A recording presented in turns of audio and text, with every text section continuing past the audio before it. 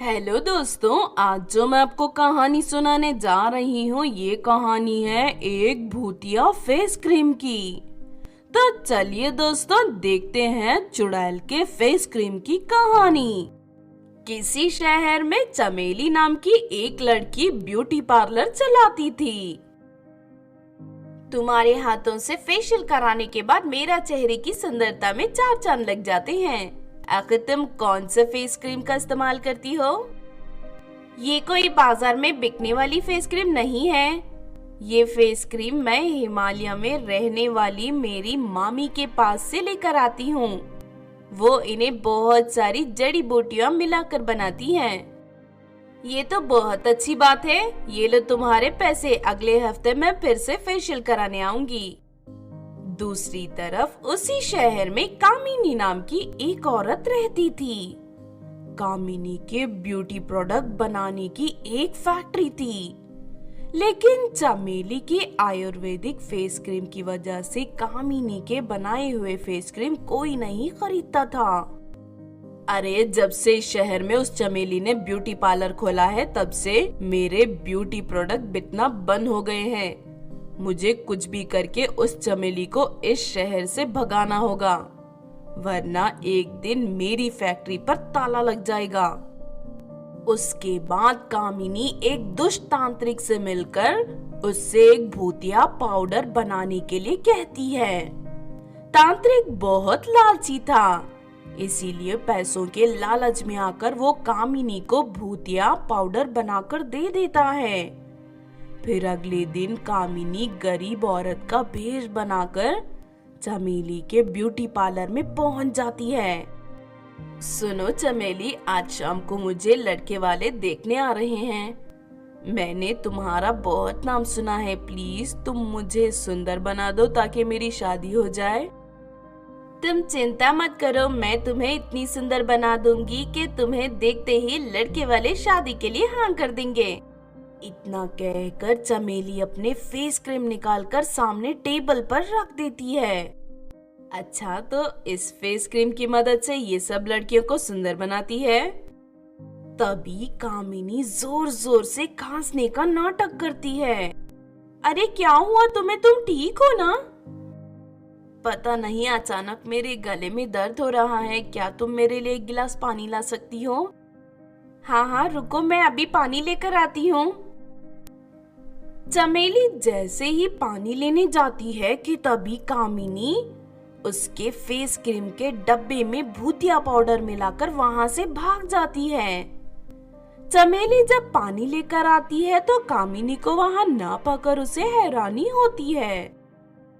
अरे ये औरत अचानक कहाँ चली गई? अभी तो यही थी। उसके बाद उसे नजरअंदाज करके चमेली अपने काम में व्यस्त हो जाती है।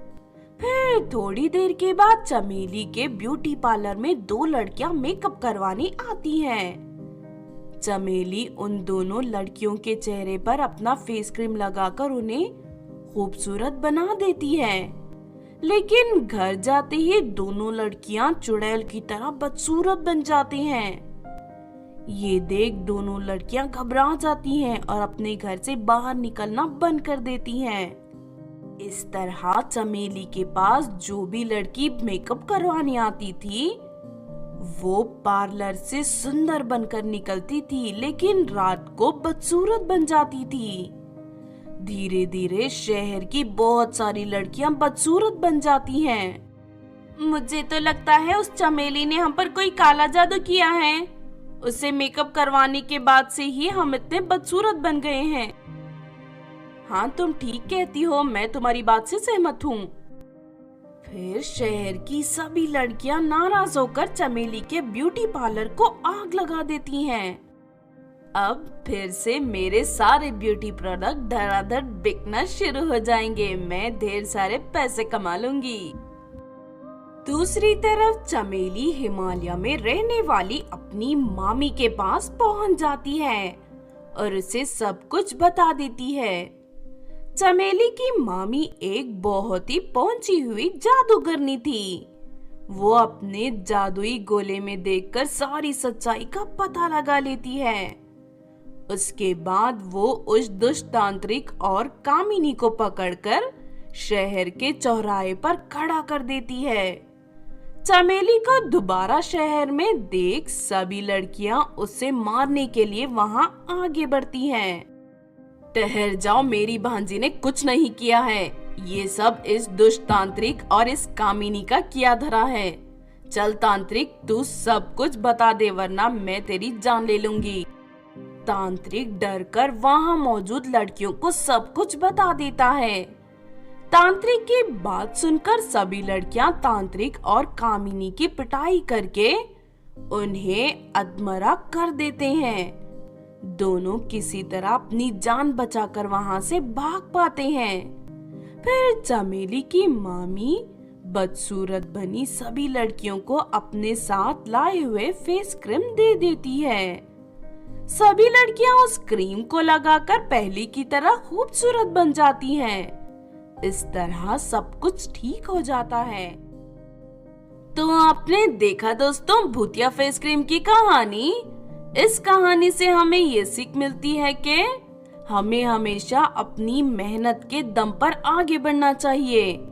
किसी दूसरे को बर्बाद करके खुद तरक्की करने की सोच रखना बुरी बात है।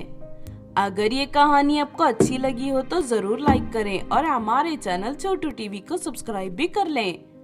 और हाँ दोस्तों, हमें कमेंट करके जरूर बताना कि आपको कहानी कैसी लगी।